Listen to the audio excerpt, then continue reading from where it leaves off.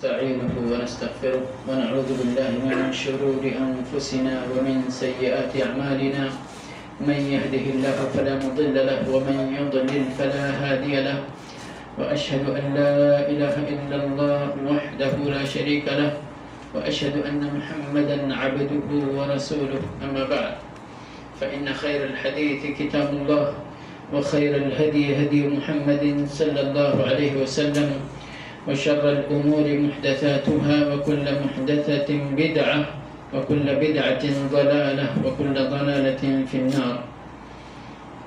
أعوذ بالله السميع العليم من الشيطان الرجيم. واعبد ربك حتى يأتيك اليقين. وقال النبي الكريم صلى الله عليه وسلم أحب الأعمال إلى الله أدومها، اور بعض روایتوں میں ہے وَإِن قَلَّ. تمام تعریف اللہ رب العالمین کے لیے لائق و زیبا ہے. صلاۃ و سلام نازل ہو اس کے آخری نبی اور رسول سید ولد آدم رحمت للعالمین بشیر اور نذیر پر بیش بہا بے شمار حمد و صلات کے بعد یہ رمضان کے مبارک مہینے میں جو دروس کا سلسلہ منقطع ہوا تھا، اس کے بعد یہ آغاز ہے اور آج یہ پہلا درس ہے رمضان مبارک کے بعد. اور عام طور پر رمضان کے بعد جو پہلا درس ہوتا ہے اس میں چند وہ باتیں بتائی جاتی ہیں بطور تذکیر، اس لیے کہ اللہ رب العالمین کو تذکیر پسند ہے. اللہ نے خود قرآن کریم کے اندر ارشاد فرمایا ہے وَذَكِّرْ فَإِنَّ الذِّكْرَ تَنفَعُ الْمُؤْمِنِينَ، کہ آپ یاد دہانی کرائیے، ریمائنڈر دیجئے، لوگوں کو یاد دلائیے، اس لیے کہ یاد دہانی مومنوں کے لیے نفع بخش ہوتی ہے.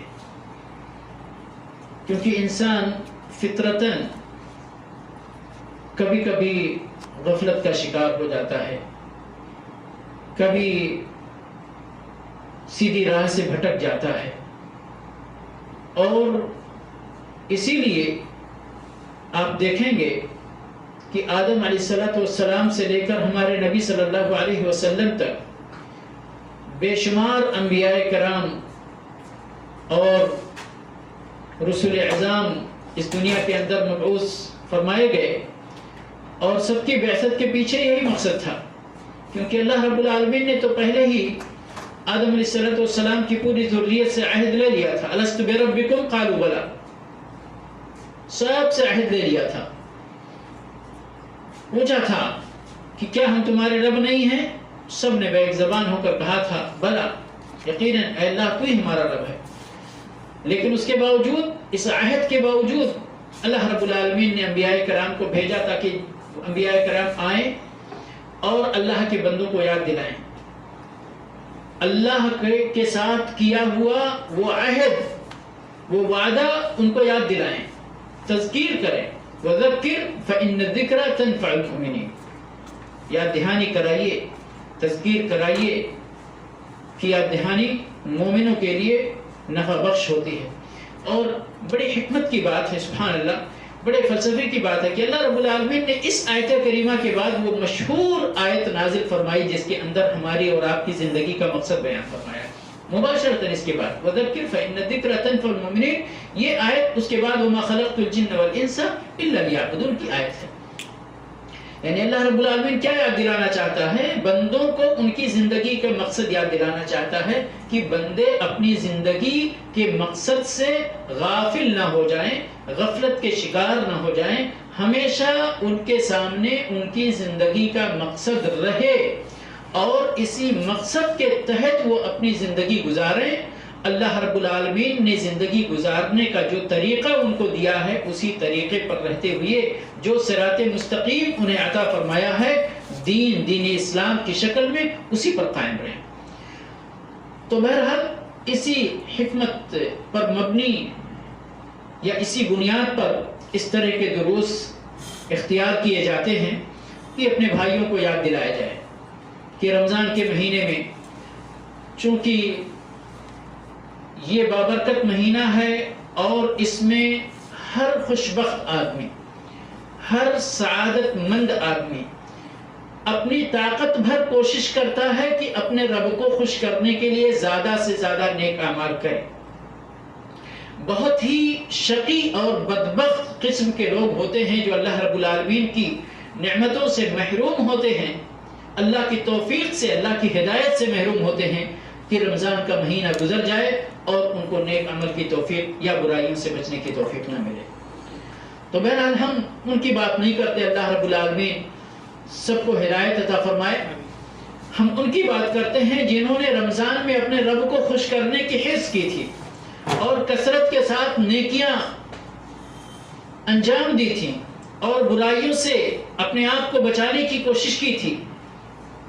بطور خاص اس طرح کے درس میں ان کو تذکیر کی جا رہی ہے اور کی جاتی ہے کہ دیکھیں یہ مہینہ تو آیا اور گزر گیا، اب یہ ٹھیک 11 مہینے کے بعد آئے گا، لیکن وہ رب جس کو خوش کرنے کے لیے آپ اس مبارک مہینے میں زیادہ سے زیادہ نیک کام کر رہے تھے اور اس کی ناراضگی سے بچنے کے لیے آپ برائیوں سے اپنے آپ کو بچا رہے تھے، وہ اللہ حی ہے، قیوم ہے، اس کو نیند نہیں آتی، اس کو اونگ نہیں آتی، وہ اپنے بندوں کے اعمال سے پل پل باخبر ہے، وہ کہیں نہیں گیا ہے۔ رمضان کا مہینہ گزر گیا لیکن رمضان کا رب ابھی بھی ہے اور اپنے بندوں پر اس کی نظر لگی ہوئی ہے۔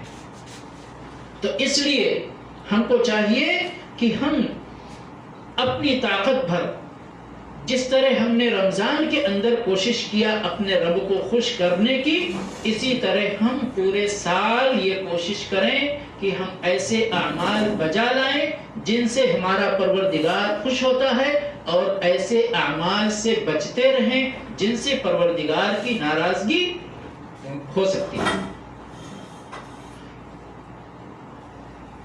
اور اب اس کی فضیلت اور اس کے اجر و ثواب اور اس کی اہمیت ہماری شریعت کے اندر کتنی زیادہ ہے اور اس کو ہم کن ناموں سے جان سکتے ہیں، بات وہی ہے، خلاصہ جو میں نے آپ کے سامنے رکھ دیا بطور تمہید۔ لیکن اللہ رب العالمین نے قرآن کریم کے اندر اس کے تعلق سے کیا فرمایا ہے، بے شمار آیتیں ہیں، چند باتیں میں صرف یعنی بطور مثال یا ہمارے لیے بطور مشعل راہ ذکر کروں گا۔ وہ آیت چھوٹی سی آیت جو میں نے آپ کے سامنے پڑھی خطبہ مسنونہ کے بعد، اللہ رب العالمین اپنے نبی کو حکم دے رہے ہیں، کس کو؟ اپنے نبی محمد صلی اللہ علیہ وسلم کو حکم دے رہے ہیں اس آیت کے اندر۔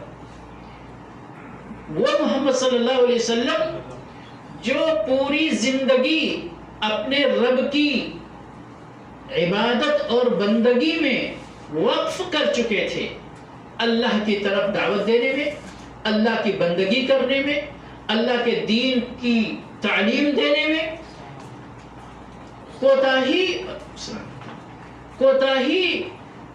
کا تصور ایک طرح سے ممکن نہیں تھا، لیکن اس کے باوجود اللہ رب العالمین اپنے نبی کو یہ حکم دے رہا ہے اور اسی کے اندر نبی کی امت کے لیے تعلیم ہے کہ اگر یہ حکم اللہ اپنے اس نبی کو دے رہا ہے جس نبی کو اس نے اپنی اس کائنات کے اندر رسالت کے لیے چن رکھا ہے، نبوت کے لیے چن رکھا ہے، رحمت للعالمین بنایا ہے، بشیر اور نذیر بنایا ہے، ساری انسانیت کے لیے نبی اور رسول بنا کر بھیجا ہے، ان کو اگر یہ حکم ہو رہا ہے تو باقی لوگوں کو کیا حکم ہوگا اللہ کی طرف سے، یا کیا یہ حکم باقی لوگوں کے لیے نہیں ہوگا؟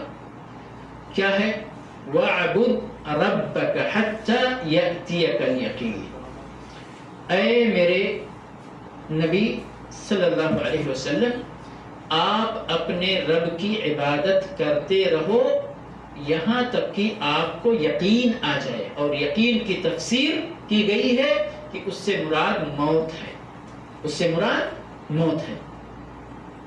یعنی یہ رمضان آئے گا جائے گا، یہ محرم، یہ سال کے 12 مہینے یہ گردش جاری رہے گی، لیکن ان گردشوں یا گردشیں ماہ و سال، شب و روز سے آپ کے اعمال پر کوئی فرق نہیں پڑنا چاہیے، آپ کی زندگی کی روٹین پر. اور وہ روٹین ہماری روٹین نہیں جو ڈیوٹی کرنے کی ہے اور جو کھانے کمانے کی ہے، نہیں، عبادت کی روٹین، اللہ کے بندے کی بندگی والی روٹین وہ متاثر نہیں ہونی چاہیے. وَاعْبُدْ رَبَّكَ حَتَّى يَأْتِيَكَ الْيَقِينُ، اپنے رب کی عبادت کرتے رہو یہاں تک کہ موت آ جائے. یہ حکم ہو رہا ہے ہمارے رسول صلی اللہ علیہ وسلم کو. اور جس صورت کے اندر اس آیت کا ذکر ہوا ہے، اور ایک دوسری آیت بھی اسی طرح سے اللہ رب العالمین نے ارشاد فرمائی ہے، اس میں بھی خطاب اپنے نبی کو ہے، حکم ہو رہا ہے. اور اسی کے اندر استقامت اور کس طرح ایک مومن بندہ اپنی زندگی گزارے، یہ ایک چھوٹی سی آیت کے اندر پوری تعلیم موجود ہے. اللہ رب العالمین اپنے نبی کو حکم دے رہا ہے، فَاسْتَقِمْ كَمَا أُمِرْتَ. سبحان اللہ، فَاسْتَقِمْ كَمَا أُمِرْتَ، اے نبی صلی اللہ علیہ وسلم آپ استقامت اختیار کریں جیسا کہ آپ کو حکم دیا گیا ہے، جیسا کہ آپ کو حکم دیا گیا ہے. وَمَن تَابَ مَعَكَ، اور وہ سارے لوگ بھی جو توبہ کر کے آپ کی صحبت اختیار کیے ہیں، آپ کے دین میں آ گئے ہیں، جنہوں نے استقامت اختیار کر لی ہے، جنہوں نے دین اسلام قبول کر لیا ہے. اور فرمایا وَلَا تَطْغَوْا، وَلَا تَطْغَوْا، طغیانی نہ کرو، سرکشی نہ کرو، ظلم نہ کرو، تعدی نہ کرو، صراط مستقیم سے انحراف نہ کرو، کج روی نہیں ہونی چاہیے تمہارے اندر. کیوں؟ اِنَّهُ بِمَا تَعْمَلُونَ بَصِيرٌ، اس لیے کہ رب العالمین جو کچھ بھی تم عمل کر رہے ہو وہ دیکھ رہا ہے. کون اللہ کی راہ پر قائم ہے اور کون ٹیڑھے میڑھے راستے پر چل رہا ہے، کون توحید پر ہے، کون صحیح عقیدے پر ہے، کون بدعتوں کے اندر مبتلا ہو گیا، کون بدعقیدگیوں کے اندر مبتلا ہو گیا، کون بد سلوکی کے اندر مبتلا ہو گیا، کس نے راہ راست سے انحراف اختیار کیا، کس نے اللہ کی راہ کو اختیار کیا، کس نے شیطان کی راہ کو اختیار کیا. یہ ساری باتیں اللہ رب العالمین اپنے بندوں کے سلسلے میں دیکھ رہا ہے. فَاسْتَقِمْ كَمَا أُمِرْتَ، اسی طرح سے استقامت اختیار کرو جس طرح سے تمہیں استقامت اختیار کرنے کا حکم دیا گیا ہے اللہ کی طرف سے. اب یہ حکم اگر نبی صلی اللہ علیہ وسلم جیسی شخصیت اور جیسی ذات کو ہو رہا ہے اللہ کی طرف سے، تو باقی لوگوں کے سلسلے میں آپ کیا تصور کرتے ہیں؟ اسی لیے میرے بھائی بڑی عظیم بات ہے، اور ایک انسان کو یہی کوشش کرنی چاہیے کہ اس کی زندگی اللہ کے دین پر گزرے، دین اسلام پر گزرے. جو کلمہ ہم نے پڑھا ہے لا الہ الا اللہ محمد الرسول اللہ، اس کلمے کے تقاضوں پر گزرے، تقاضوں کو پورا کرتے ہوئے گزرے، توحید پر گزرے، نبی صلی اللہ علیہ وسلم کی سنت پر گزرے، نبی صلی اللہ علیہ وسلم کی بتائی ہوئی راہ پر چلتے ہوئے گزرے، جیسا کہ اللہ رب العالمین نے ارشاد فرمایا وَأَنَّ هَذَا صِرَاطِي مُسْتَقِيمًا فَاتَّبِعُوهُ وَلَا تَتَّبِعُوا السُّبُلَ، اللہ کے صراط مستقیم پر چلتے ہوئے گزرے۔ یاد رکھیں یہ دین وہ سیدھا راستہ ہے، وہ سیدھی راہ ہے جس کو اللہ رب العالمین نے صراط مستقیم سے تعبیر کیا ہے، جس کی دعا ہم مانگتے ہیں سورہ فاتحہ کے اندر ہر نماز میں اہدنا الصراط المستقیم۔ اللہ کے نبی صلی اللہ علیہ وسلم نے ایک سیدھی لکیر کھینچی تھی، ایک لکیر کھینچی اور کہا یہ اللہ کا سیدھا راستہ ہے، یہ اللہ کا سیدھا راستہ ہے، اس راستے کو چھوڑ کر جو داہنے بھی گیا وہ بھی گمراہ، جو بائیں بھی گیا وہ بھی گمراہ، جو دائیں بھی گیا وہ بھی گمراہ، جو بائیں بھی گیا وہ بھی گمراہ۔ اگر ہم اس کو بطور مثال لے لیں سمجھانے کے لیے کہ دین کے اندر درمیانی راہ کو اختیار کرنا ہے، دین کے اندر غلو بھی نہیں کرنا ہے اور دین کے اندر کوتاہی بھی نہیں کرنا ہے۔ غلو بہت سارے ہمارے بھائی عبادت کرتے ہیں تو بھی سیدھے راستے سے بھٹک جاتے، اپنی مرضی کے مطابق اللہ رب العالمین کی عبادتوں کا راستہ اختیار کرتے ہیں، اور کچھ لوگ تو عبادت کا راستہ اختیار ہی نہیں کرتے بلکہ کفر اور الحاد کا راستہ اختیار کرتے ہیں، نمازیں ترک کرتے ہیں، اللہ رب العالمین کے دین کو فراموش کرتے ہوئے صرف نام کے مسلمان بن کر زندگی گزارتے ہیں۔ یہ دونوں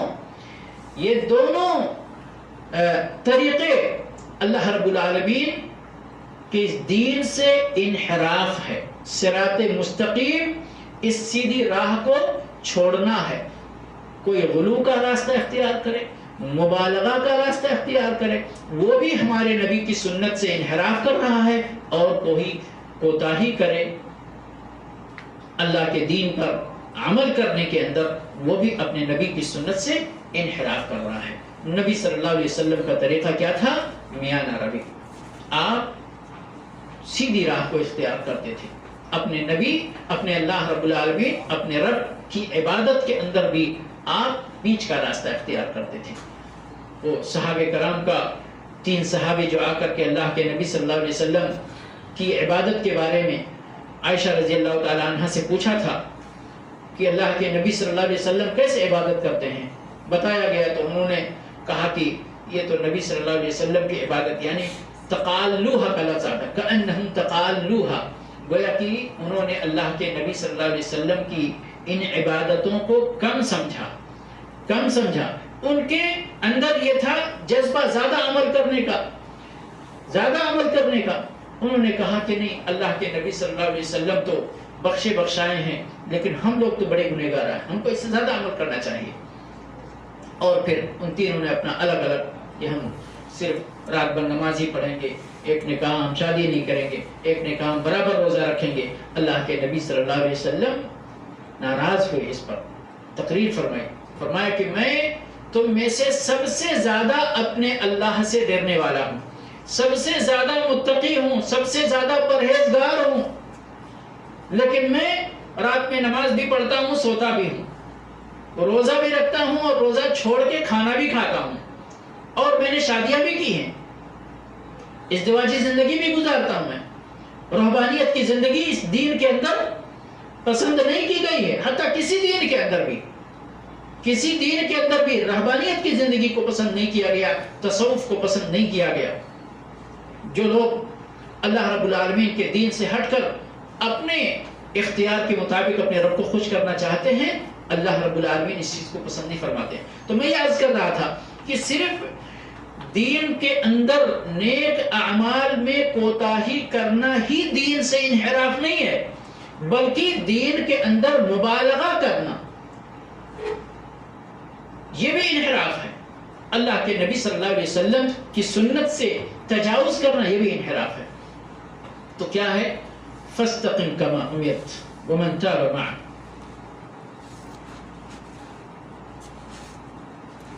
استقامت اختیار کرو جیسا کہ اللہ رب العالمین نے استقامت اختیار کرنے کا حکم دیا ہے۔ اب اس استقامت کا فائدہ کیا ہے؟ یعنی ہم جب اللہ کے دین پر قائم رہتے ہیں تو اس کا فائدہ کیا ہے؟ اور اسی لیے ایک چیز اور فائدہ بتانے سے پہلے کہ اس استقامت کا کلمہ، یہ جو ہم کہتے ہیں کہ دین پر قائم رہنا چاہیے، اس کا جو مطلب ہے، ایک صحابی نے اللہ کے نبی صلی اللہ علیہ وسلم سے سوال کیا کہ آپ ہمیں ایک ایسی بات دین کے اندر بتا دیجئے کہ ہم جس کو پکڑ کے بیٹھ جائیں اور اسی پر عمل پیرا رہیں اور ہمیں کچھ زیادہ یعنی کسی سے سوال کرنے کی ضرورت نہیں ہو، دین کے سلسلے میں ہم کو ایک جامع اور مانع بات آپ ہم کو بتا دیجئے۔ تو اللہ کے نبی صلی اللہ علیہ وسلم نے کیا فرمایا ان کو؟ فرمایا قل آمنت باللہ ثم استقم۔ کیا؟ آمنت باللہ ثم استقم، اللہ پر ایمان کا اعلان کرو اور اس ایمان پر استقامت اختیار کرو۔ یعنی استقامت میرے بھائی یہ منہج حیاہ ہے، زندگی کا طریقہ ہے۔ اللہ رب العالمین جس راستے پر بندوں کو چلانا چاہتا ہے اسی راہ پر چلنے کا نام استقامت ہے، اور اس پر چلتے رہنے کا نام استقامت ہے۔ اس سے انحراف نہیں کرنا، نہ دائیں جانا نہ بائیں جانا۔ اس کا اجر کتنا ہے؟ استقامت کی یہ آیت بڑی مشہور ہے۔ اللہ رب العالمین ارشاد فرماتے ہیں ان الذین قالوا ربنا اللہ ثم استقاموا، بے شک وہ لوگ جنہوں نے یہ اعلان کیا کہ ہمارا رب اللہ ہے، ثم استقاموا، پھر اسی پر قائم رہے، پھر اسی پر قائم رہے۔ تتنزل علیہم الملائکۃ الا تخافوا ولا تحزنوا وابشروا بالجنة التي كنتم توعدون نحن اولیاؤکم فی الحیاة الدنیا وفی الآخرة ولکم فیہا ما تشتہی انفسکم ولکم فیہا ما تدعون نزلا من غفور رحیم۔ ان آیتوں کے اندر، چند آیتوں کے اندر جتنی خوشخبری ایک استقامت اختیار کرنے والے مومن کو دے دی گئی ہے، اس کے بعد میرے بھائی کوئی خوشخبری نہیں ہے، بڑی عظیم خوشخبری ہے۔ ان الذین قالوا ربنا اللہ ثم استقاموا تتنزل علیہم الملائکہ، ان کے اوپر فرشتے نازل ہوتے ہیں۔ کیا کہتے ہیں وہ فرشتے؟ اللہ تخافوا ولا تحزنوا، نہ خوف کرو نہ غم کرو، نہ ماضی کی فکر نہ مستقبل کا غم، یا نہ ماضی کا غم نہ مستقبل کی فکر۔ سمجھ گئے؟ تتنزل علیہم الملائکۃ الا تخافوا ولا تحزنوا، غم ختم، فکر ختم۔ اب کیا آگے ہے؟ خوشخبری۔ وابشروا بالجنة التي كنتم توعدون، اس جنت کی خوشخبری بشارت قبول کرو جس جنت کا تم سے وعدہ کیا جاتا رہا ہے کہ یہ جنت تم کو ملنے والی ہے، یہ جنت تم کو ملنے والی ہے۔ یہ خوشخبری کہتے ہیں، تفسیر کے اندر آتا ہے سلف نے کہ یہ خوشخبری 3 موقع پر فرشتے آ کر بندے کو دیتے ہیں، 3 موقع پر۔ ایک جب اس کی موت آتی ہے تو فرشتے نازل ہوتے ہیں، اس کو خوشخبری عطا کرتے ہیں۔ جب وہ قبر میں جاتا ہے تو بھی فرشتے آتے ہیں اور وہاں پر بھی اس کو خوشخبری ملتی ہے، اور اس کے بعد جب وہ قیامت کے دن اٹھایا جائے گا اس کو بھی۔ اور یہ 3 مواقع انسان کی زندگی میں سب سے خوفناک مرحلے ہیں۔ کتنا بھی مضبوط اعصاب اور کتنا بھی طاقتور انسان ہو، موت کے وقت ڈھیلا پڑ جاتا ہے۔ موت کے وقت کہ اب ہم تو جا رہے ہیں، اس پوری دنیا کی بادشاہت اس کے قدموں میں کیوں نہ ہو، لیکن جب موت کا فرشتہ اس کے سامنے آ کر کھڑا ہوتا ہے تو اس سے زیادہ مجبور اور بے بس انسان اور کوئی نظر نہیں آتا۔ اس موقع پر اس کو اس زندگی میں اس نے کیا کیا کیا ہے، سبحان اللہ، یعنی ایک طرح سے سائنس کی بات بھی ہے یہ دماغ کا مرتے وقت اتفاقیہ کہیں وہ کیا مشینیں لگتے ہیں دماغ کی حرکت اور کچھ پہچاننے کے لیے، تو اتفاق سے وہ مشین کسی کو لگی ہوئی تھی اور اسی وقت اس کو موت آئی. تو ایسے اس میں جو بیان کرنے والے بیان کیا ہے کہ اس وقت ایسے لگتا ہے موت کے وقت کہ انسان اپنی پوری زندگی کی جو کیفیات جو اس کی ہوتی ہیں وہ ایک لمحے کے اندر اس کے دماغ میں آتی اور جاتی ہیں، گزرتی ہیں، کہ وہ گویا کہ جو کچھ بھی اس نے اپنی دنیا میں کیا ہے اب اس کو اپنے نامہ اعمال کے مطابق اس کے اگلی زندگی کو اس کو فکر لاحق ہوتی ہے کہ اب ہمارے ساتھ کیا ہوگا، ہم نے تو دنیا میں ایسا کیا ایسا کیا ایسا کیا ایسا کیا. اب اگر نیک بندہ ہوتا ہے تو فرشتے خوشخبری اس کو دیتے ہیں کہ گھبراؤ نہیں، تم کہیں ایسی جگہ نہیں جا رہے ہو جہاں تمہارے لیے خطرہ ہے، بلکہ غفور رحمان اور رحیم رب کے پاس جا رہے ہو، بشارت قبول کرو. قبر میں بھی قبر کی داستان مطول حدیثوں کے اندر اللہ کے نبی صلی اللہ علیہ وسلم نے بیان کر رکھا ہے کہ فرشتے آتے ہیں، سوال اور جواب ہوتا ہے. اگر بندہ نیک ہوتا ہے تو اس کو کہا جاتا ہے کہ تم سو جاؤ، جنت کا بستر بچھا دیا جاتا ہے، جنت کی کھڑکی کھول دی جاتی ہے. اور اگر بندہ اس کے علاوہ ہے تو جہنم کا بستر بچھایا جاتا ہے، جہنم کی کھڑکی کھولی جاتی ہے. اور نیک بندہ کہتا ہے، چونکہ اس کو خوشخبری مل چکی ہوتی ہے جنت کے، کہتا ہے اے اللہ قیامت قائم فرما تاکہ میں جنت میں جاؤں، ابھی تو میں کھڑکی سے دیکھ رہا ہوں، میں اس جگہ جانا چاہتا ہوں. بندہ اگر برا ہوتا ہے تو وہ کہتا ہے اے اللہ قیامت قائم نہ کر، کیونکہ وہ دیکھ رہا ہے کہ ابھی تو کھڑکی سے لپٹ آ رہی ہے، قیامت آنے کے بعد ہمیں اس جگہ جانا پڑے گا. تو وہاں بھی مومن آدمی کو، نیک آدمی کو، صالح آدمی کو فرشتے خوشخبری دیتے ہیں. اور اس کے بعد جب اس کو قیامت کے دن اٹھایا جائے گا تو وَأَبْشِرُوا بِالْجَنَّةِ الَّتِي كُنْتُمْ تُوعَدُونَ نَحْنُ أَوْلِيَاؤُكُمْ فِي الْحَيَاةِ الدُّنْيَا وَفِي الْآخِرَةِ. ہم تمہارے ولی ہیں، ہم تمہارے دوست ہیں، دنیا کے اندر بھی، دنیا کی زندگی کے اندر بھی اور آخرت کی زندگی کے اندر بھی. وَلَكُمْ فِيهَا مَا تَشْتَهِي أَنفُسُكُمْ وَلَكُمْ فِيهَا مَا تَدَّعُونَ. اس جنت کے اندر تمہارے لیے وہ سب کچھ ہے جس کی تمہارے اندر خواہش پیدا ہوگی، جس کی تم مدعا کرو گے، جسے تم چاہو گے. نزلا من غفور الرحیم، یہ اللہ کی طرف سے مہمان نوازی ہوگی تمہارے لیے، مہمان نوازی ہوگی تمہارے لیے. یہ اللہ رب العالمین کی طرف سے استقامت اختیار کرنے والے بندے کو خوشخبری ہے. وہ بندہ جو نیک عمل پر مداومت اختیار کرے، برائیوں سے بچنے پر مداومت اختیار کرے، برائیوں سے بچنے پر مداومت اختیار کرے، کیونکہ برائیوں سے بچنا بھی نیکی ہے یا نہیں ہے؟ نیکی ہے. نیکی کرنا بھی نیکی ہے اور برائیوں سے بچنا بھی نیکی ہے، کیونکہ یہی اللہ کی اطاعت و فرما برداری ہے. اللہ جن کاموں کے کرنے کا حکم دیتا ہے، اللہ کی فرما برداری ان کاموں کے کرنے میں ہے، اور جن کاموں سے اللہ رب العالمین روک رہا ہے، منع فرما رہا ہے، ان کاموں سے رک جانا اللہ کی اطاعت و فرما برداری ہے. تو دونوں چیزیں، نیکیوں کا بجا لینا، برائیوں سے بچتے رہنا، اور اسی اصول پر، انہی اصولوں پر زندگی گزارنا، یہ استقامت ہے. اور اس استقامت کا اتنا بڑا پھل ہے، اتنا بڑا اجر و ثواب ہے.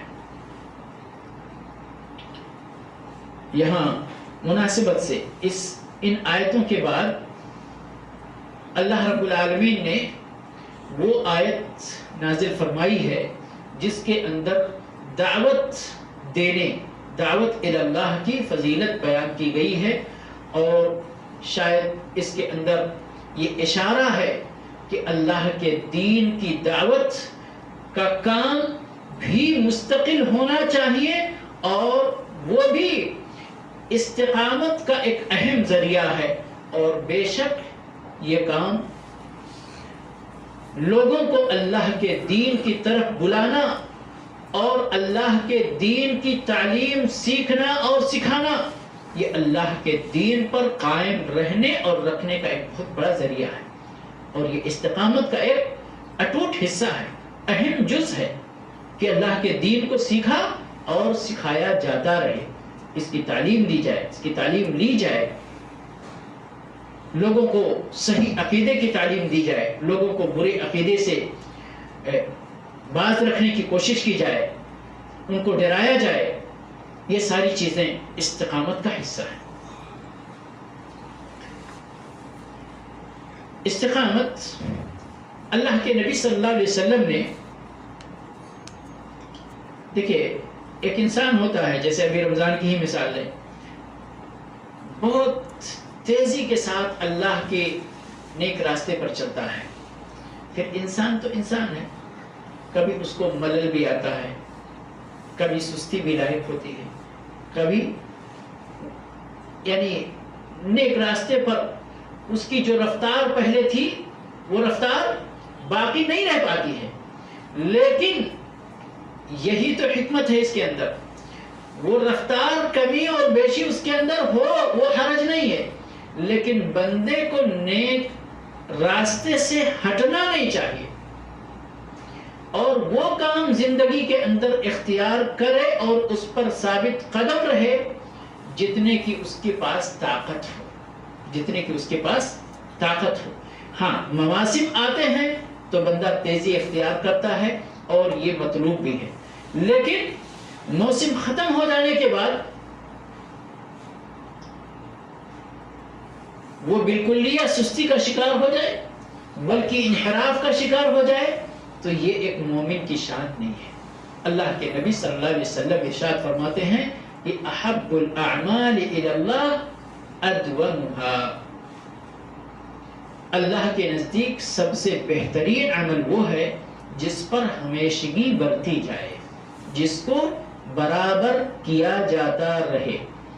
بعض روایتوں میں نے کہا وَإِن قَلَّ کا لفظ ہے، چاہے وہ عمل کم ہی کیوں نہ ہو، تھوڑا ہی کیوں نہ ہو، لیکن برابر کرتے رہنا چاہیے، منقطع نہیں ہونا چاہیے، چھوڑنا نہیں چاہیے۔ بہت سارے لوگ اللہ برحم اللہ جذبے میں آتے ہیں، یا رمضان کے مہینے میں قرآن کئی ختم کرتے ہیں، نہیں ہم کو تو اس رمضان میں اتنا ختم کرنا ہے، اور الحمدللہ اللہ کی توفیق سے کرتے بھی ہیں، لیکن جیسے رمضان کا مہینہ ختم ہوتا قرآن بند کیا، اب دوبارہ دوسرا رمضان آئے گا، جب ہی قرآن کھلے گا پھر ختم کریں گے، ختم کریں گے، مشکل نہیں خوب ختم کریں گے، لیکن یہ 11 مہینہ جزدان میں بند اور طاق میں سجا ہوا قرآن نہیں چاہیے اللہ کو۔ اللہ کو یہ چاہیے کہ آپ رمضان میں بھلے ہی 2 ختم کرو، 3 ختم کرو، جتنے بھی کرو، لیکن رمضان کے بعد بھی یہ مصحف آپ کے سامنے کھلا رہنا چاہیے۔ آپ 1 صفحہ پڑھو، 2 صفحہ پڑھو، 1 ربع پڑھو، آدھا پڑھو، 1 پارہ پڑھو، لیکن قرآن سے آپ کا رشتہ ختم نہیں ہونا چاہیے، ڈسکنیکٹ نہیں ہونا چاہیے، منقطع نہیں ہونا چاہیے، یہ رشتہ قائم رہنا چاہیے۔ اور اسی طرح کی مثال دیگر عبادتوں کی ہے۔ اب ہمارا حال یہ ہے بہت سارے لوگوں کا، اور سن کر بڑا افسوس بھی ہوتا ہے کہ رمضان میں 5 وقتہ نمازوں کی پابندی بھی لوگ کرتے ہیں، اوپر سے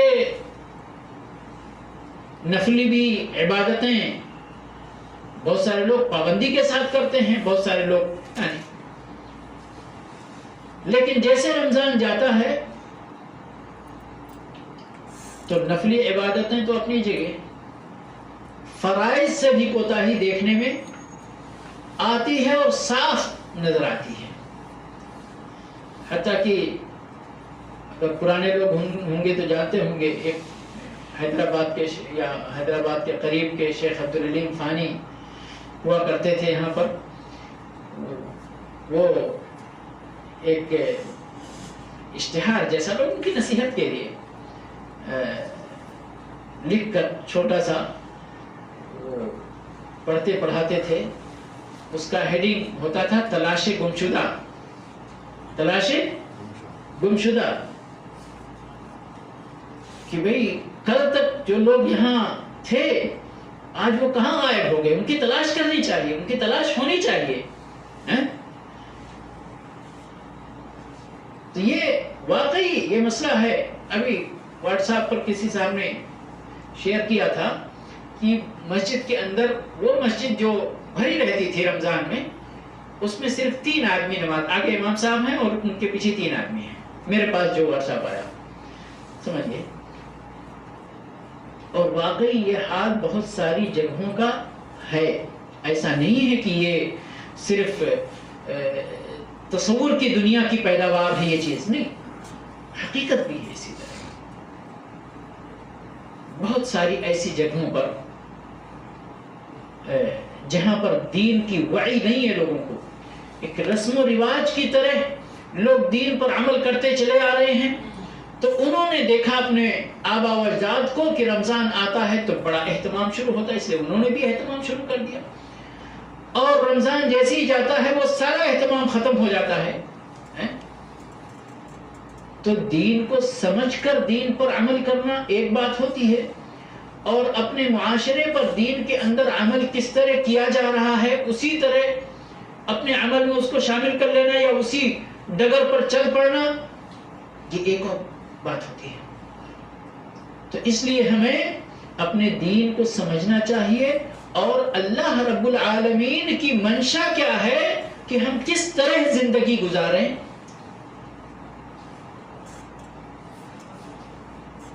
کیا اللہ یہی چاہتا ہے کہ 1 مہینہ عبادت کر کے 11 مہینے اللہ کو بھول جاؤ؟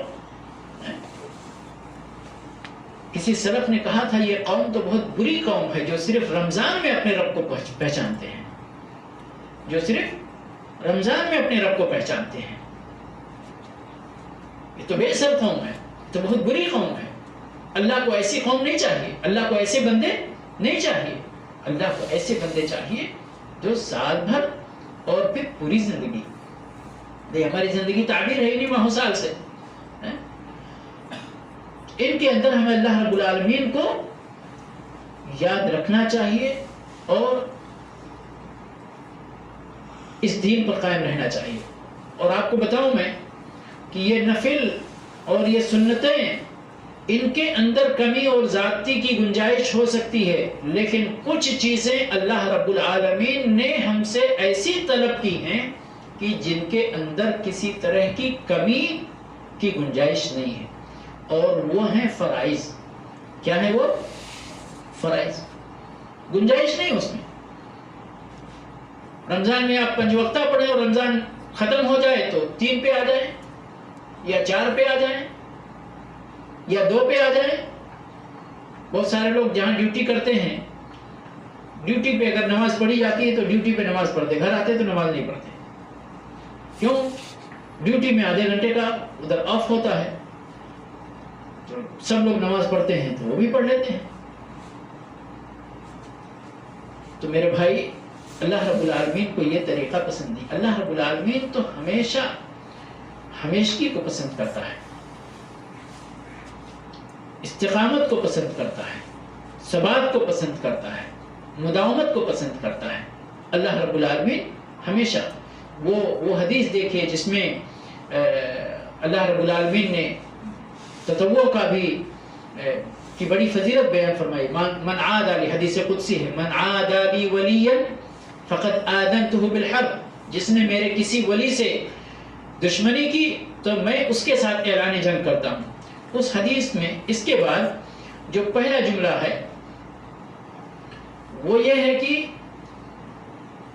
اللہ رب العالمین کا تقرب بندہ جن چیزوں سے حاصل کرنا چاہتا ہے ان میں سب سے زیادہ محبوب چیز اللہ کو کیا ہے؟ اس کی فرض کردہ عبادتیں ہیں، اس کے فرائض ہیں.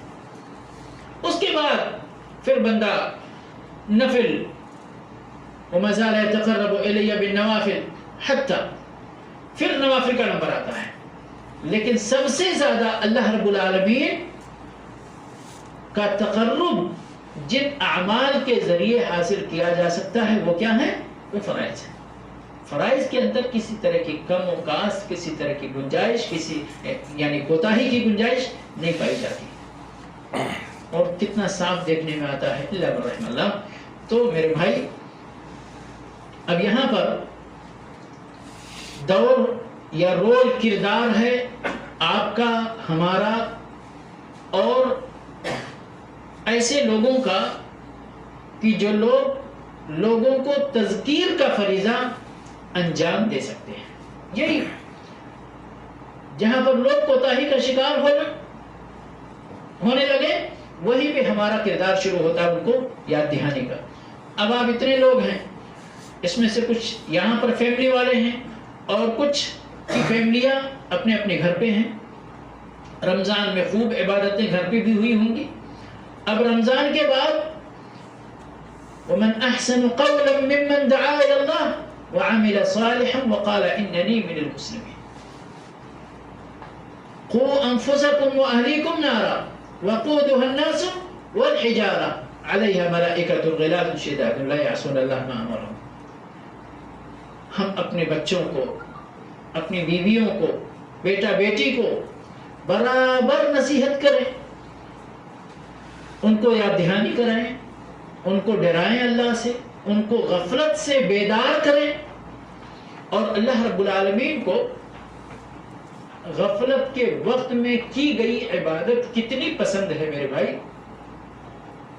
اس سے پتہ چلتا ہے کہ اللہ رب العالمین حتیٰ کہ جائز غفلت کو بھی پسند نہیں کرتا. اللہ چاہتا ہے کہ ہمیشہ لوگ ہمیں یاد کریں. اسی لیے اوابین کی نماز، اوابین، جب لوگ غفلت کے شکار ہوتے ہیں ان وقتوں میں جو لوگ نماز پڑھتے ہیں ان کی نمازوں کو کہا جاتا ہے اوابین کی نماز. وہ ہم لوگ جو خاص کر کے رکھتے ہیں نا کہ یہ اوابین کی نماز ہے اور وہ اوابین کی نماز، حقیقت میں یہی ہے. اللہ کے نبی صلی اللہ علیہ وسلم مغرب اور عشاء کے درمیان بھی نماز پڑھتے تھے، اور چاشت کے وقت کی نماز کو بھی اوابین کی نماز کہی گئی ہے. کیوں؟ اس لیے کہ یہ دونوں وقت مغرب کی نماز لوگ پڑھ لیتے ہیں اور تھوڑی دیر کے بعد عشاء کی نماز پڑھنا ہوتا ہے. یہ بیچ کا وقت لوگ کھانے پینے اور اس طرح کے اپنی بعض ضروریات کو پوری کرنے میں لگ جاتے ہیں، اور اللہ سے جائز ہے، کوئی بات نہیں. آپ اپنے دنیا کے کام کاج کر رہے ہیں، ابھی آپ فرض ادا کیے ہیں، مغرب کی سنت آپ نے پڑھ لی ہے، اب آپ کے لیے جائز ہے. لیکن اس وقت میں بھی اگر کوئی اپنی ان مشغولیات کو ترک کر کے اپنے ان مشغولیات کے وقت کو اللہ کے تقرب کے لیے لگاتا ہے اور نمازیں پڑھتا ہے تو اس کی بڑی قیمت ہے اللہ کے نزدیک، بڑی قیمت ہے. عام طور پر لوگ فجر کے بعد نمازیں پڑھ کے، حتیٰ کہ اگر کسی نے اشراق کی نماز بھی پڑھی ہے تو پڑھی ہے، اس کے بعد لوگ کام کاج میں لگ جاتے ہیں. 8 بجے 9 بجے 10 بجے 11 بجے کون نماز پڑھتا ہے کہ نہیں؟ لیکن اگر کوئی اللہ کا بندہ ہے جو اس وقت میں بھی اپنے رب کو بھولتا نہیں ہے اور ٹائم نکال کر اپنے کام کاج، اپنی مشغولیات کو روک کر 2 رکعت ہی صحیح، 4 رکعت صحیح، 6 صحیح، 8 صحیح، جتنی اس کو اللہ کی توفیق ہوتی ہے نماز پڑھتا ہے تو یہ نماز اس کی بڑی قیمت ہے اللہ کے نزدیک. اسی لیے میرے بھائی ایک حدیث آپ یقین کریں سبحان اللہ کہ غفلت کے وقت کی عبادت اللہ کو کتنی زیادہ پسند ہے. اس حدیث پر غور کیجئے، اور میں نے یقین مانے غور کیا تو کتنی حکمتیں ہیں. آپ بازار، یہ اللہ سے عام طور پر بازار جگہ کیسی ہے؟ لوگ اپنے خرید فروخت، سامان اٹھاؤ دھرو، بزنس کرو، تجارت کرو، پیسے کماؤ، یہی جگہ ہے نا. اب اگر اس جگہ کوئی اپنے رب کو یاد کرتا ہے تو اس کو کتنا اجر ملتا ہے. مسند احمد کے اندر حدیث ہے کہ جو بندہ بازار میں داخل ہوا اور یہ دعا پڑھی، کون سی دعا؟ لا الہ الا اللہ وحدہ لا شریک لہ لہ الملک ولہ الحمد یحیی ویمیت وہو حی لا یموت بیدہ الخیر وہو علی کل شیء قدیر، یہ دعا ہے، ٹھیک ہے؟ تو اس بہت بڑی دعا تو نہیں ہے، بہت مشکل بھی نہیں ہے، آسان ہے، چھوٹی ہے، لیکن بازار میں جب یہ بندہ دعا پڑھ لیتا ہے تو اس کو کتنی نیکی ملتی ہے؟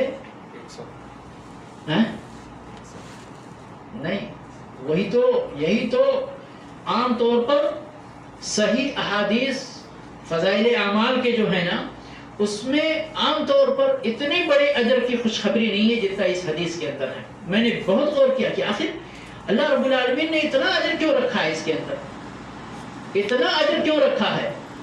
تو میں اسی نتیجے پر پہنچا کہ اس لیے ہے کہ یہ غفلت کی جگہ ہے، اگر کوئی وہاں اس غفلت کی جگہ میں بھی اپنے رب کو نہیں بھول رہا ہے تو رب کے نزدیک اس بندے کا یہ چھوٹا سا عمل بھی بہت قیمتی ہے، اس لیے اس کا اجر اللہ نے اتنا رکھا ہے۔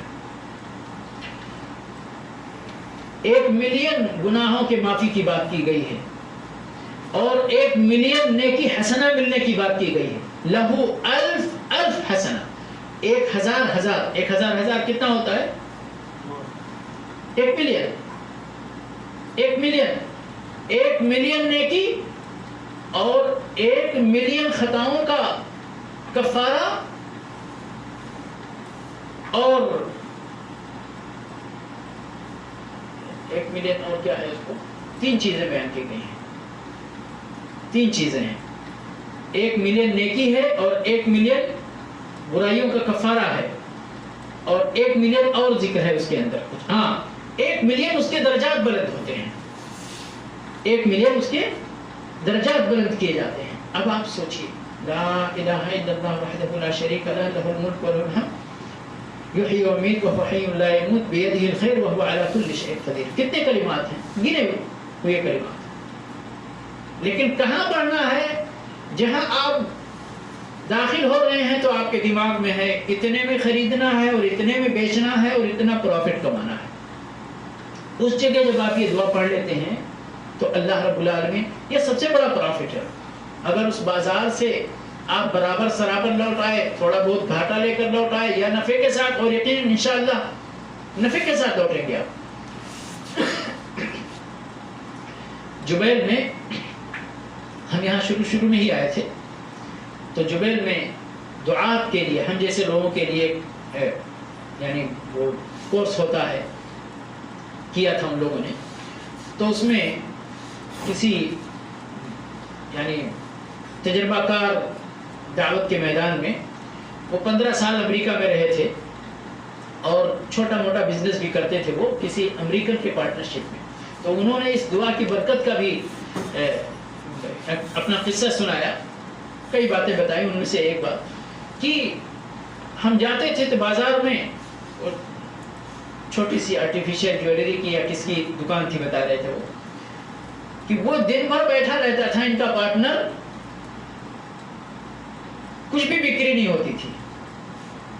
میں جاتا تھا اپنے ٹائم کے حساب سے آدھے گھنٹے 1 گھنٹے میں، اور ایک اچھی خاصی بکری اتنی دیر میں ہو جاتی تھی، میں دکان بند کرتا تھا، چلا جاتا تھا۔ پارٹنر کہتا تھا کہ تعجب کرتا تھا کہ میں پورے دن بیٹھا رہتا ہوں اور کوئی نہیں آتا ہے ہمارے پاس، آخر تمہارے پاس ہے کیا جادو؟ کیا جادو ہے تمہارے پاس کہ تم جیسے آتے ہو، کسٹمر آتے ہیں اور گھنٹہ 2 گھنٹہ کے اندر تم 2-4 گھنٹے کا 8 گھنٹے کا بزنس کر لیتے ہو، چلے جاتے ہو۔ حساب تو دونوں کا جو بھی ہے، لیکن اس کو یہ تعجب ہوتا تھا کہ میں بیٹھا رہتا ہوں، یہ آتا ہے، میں ڈیوٹی لمبی کرتا ہوں، کوئی فائدہ نہیں کما پاتا ہوں، یہ ڈیوٹی مختصر کرتا ہے اور فائدہ کما کے اور چلا جاتا ہے۔ تو انہوں نے کہا، میں نے وہ راز اس کو بتایا کہ یہ میں اللہ کو یاد کرتے ہوئے آتا ہوں، اللہ کو یاد کرتے ہوئے جاتا ہوں، یہ حلال ہمارا دھندا ہے، میں اس کو کر رہا ہوں، اللہ رب العالمین ہمارے اس بزنس کے اندر برکت بھی عطا فرماتا ہے، اجر بھی ملتا ہے، برائیاں بھی معاف ہوتی ہیں، درجات بھی بلند ہوتے ہیں، اور اللہ رب العالمین برکت بھی عطا فرماتے ہیں۔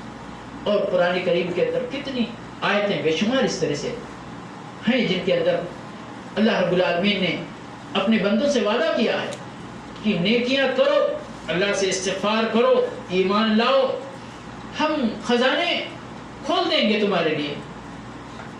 لیکن انسان ہے کہ اگر کچھ اللہ کی نعمت پاتا ہے تو اترانا شروع کر دیتا ہے، اللہ کے فضل کو بھول جاتا ہے، میں نے ایسا کیا، میں نے ویسا کیا، میں نے یہ حکمت اپنائی، میں نے یہ کام کیا، بھول جاتا ہے اللہ کو، سب کچھ خود اللہ بن بیٹھتا ہے۔ اور اس کے بالمقابل اگر تھوڑی سی مصیبت آئے، بزنس میں تھوڑا گھاٹا شروع ہو جائے تو رونا اور گڑ گڑانا شروع کر دیتا ہے، ارے ایسا ہو گیا، ویسا ہو گیا، ویسا ہو گیا۔ ایک مومن آدمی کی شان بالکل الگ ہے۔ مومن آدمی کی شان یہ ہے کہ نعمت ملے تو اللہ کا شکر ادا کرے، اور اگر پریشانی کسی مرحلے میں آئے تو صبر کرے اللہ کے لیے۔ اور یہ دونوں حالتیں مومن کی، یہ اللہ رب العالمین کی رضامندی سے خالی نہیں ہے، بلکہ صبر کرنے کا مقام شکر سے بھی زیادہ ہے، کم نہیں۔ انما یوفی الصابرون اجرہم بغیر حساب۔ تو بہرحال خلاصہ یہ ہے میرے بھائی، اور دنیاوی بھی مثال، ہم لوگ دین کی مثال ذرا کم سمجھتے ہیں، دنیاوی مثال بھی اگر اس کو آپ لینا چاہتے ہیں کہ بھئی جب موسم آتا ہے، رمضان کا موسم آتا ہے یا اور کوئی بھی موسم آتا ہے، تو دنیا بھی کمانے والے کماتے ہیں، وہ دنیا کمانے کا موسم بھی رہتا ہے کہ نہیں ہے، اور دین کمانے کا بھی موسم ہے، اللہ سے اجر و ثواب کمانے کا بھی موسم ہے۔ لیکن کسی بزنس مین کو دیکھا ہے آپ نے کہ رمضان کے بعد اس نے دکان بند کر کے سال بھر چھٹی کر لی ہو؟ تو ہم مومن لوگ کیا چھٹی کر رہے ہیں سال بھر کا؟ ہاں ٹھیک ہے، تھوڑا اہتمام آپ نے موسم کا کیا، کوئی بات نہیں، اچھی بات ہے، لیکن دکان بند کر کے بیٹھ جائے، یہ مومن کی شان نہیں ہے، جیسے کہ کسی ہوشیار تاجر کی شان نہیں ہے۔ تو ہم دنیا والوں سے بھی سبق سیکھ سکتے ہیں، اور دنیا والوں سے اپنے دین کے سلسلے میں ہمیں آگے بڑھنا چاہیے۔ اللہ رب العالمین نے دین کے سلسلے میں دو لفظ استعمال کیا میرے بھائی، دو لفظ، اور یہ دونوں لفظ اگر آپ غور کریں تو ہم سے اللہ رب العالمین کیا چاہتے ہیں، مختصر ہو رہا ہے ابھی۔ اللہ رب العالمین نے فرمایا ہے وَسَارِعُوا إِلَى مَغْفِرَةٍ مِّن رَبِّكُمْ وَجَنَّةٍ عَرْضُهَا السَّمَاوَاتُ وَالْأَرْضُ، ٹھیک ہے۔ دوسرا کلمہ فرمایا وَسَابِقُوا إِلَى مَغْفِرَةٍ مِّن رَبِّكُمْ وَجَنَّةٍ عَرْضُهَا كَعَرْضِ السَّمَاءِ وَالْأَرْضِ۔ ایک جگہ سارعوا فرمایا ہے اور ایک جگہ سابقوا فرمایا ہے۔ یہ سارعوا اور سابقوا میں فرق سمجھتے ہیں؟ دونوں مطلوب ہے ہم سے، دونوں۔ ایک مومن آدمی سے اللہ رب العالمین کیا چاہتا ہے کہ ہم دین کی راہ پر دیکھیں، اور کسی چیز کے اندر ایک دوسرے سے ریس کرنے کا حکم اللہ نے نہیں دیا ہے۔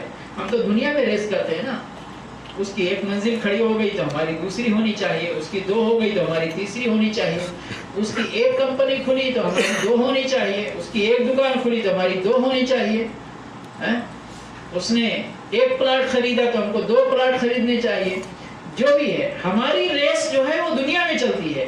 اللہ رب العالمین کیا چاہتا ہے؟ سارعوں میں ریس نہیں ہے، سارعوں میں اللہ چاہتا ہے اگر تمہارے ساتھ کوئی بھی نہ ہو تو تم اکیلے تیز دوڑو، اکیلے اللہ کی طرف تیز دوڑو۔ وَسَارِعُوا إِلَى مَغْفِرَةٍ مِّن رَبِّكُمْ، تیزی کے ساتھ دوڑ پڑو اللہ کے اپنے رب کے مغفرت کی طرف، وَجَنَّةٍ عَرْضُهَا السَّمَاوَاتُ وَالْأَرْضُ، اور ایسی جنت کی طرف جس کی کشادگی آسمانوں اور زمینوں کے برابر ہے۔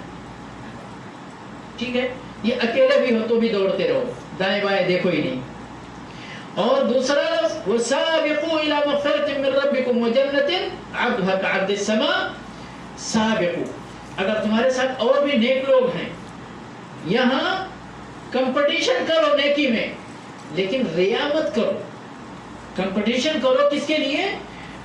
اللہ سے اجر کمانے کے لیے، مگر اخلاص کے ساتھ۔ یہ نہیں کہ آپ کے بغل میں چندے کی دکان لگائی گئی، کسی نے 1000 چندہ دیا تو آپ کو یہ ہوا کہ بھئی ارے اس نے 1000 چندہ دیا، میری تو ناک کٹ جائے گی، میں تو اس سے بڑا سیٹ ہوں، اس لیے میں 5 دوں گا.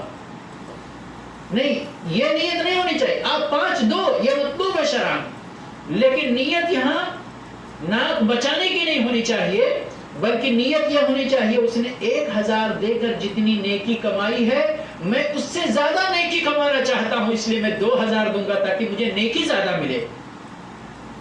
یہ ہے کمپٹیشن شریعت کے اندر، جس کو اللہ چاہتا ہے ہم سے، جو مطلوب ہے.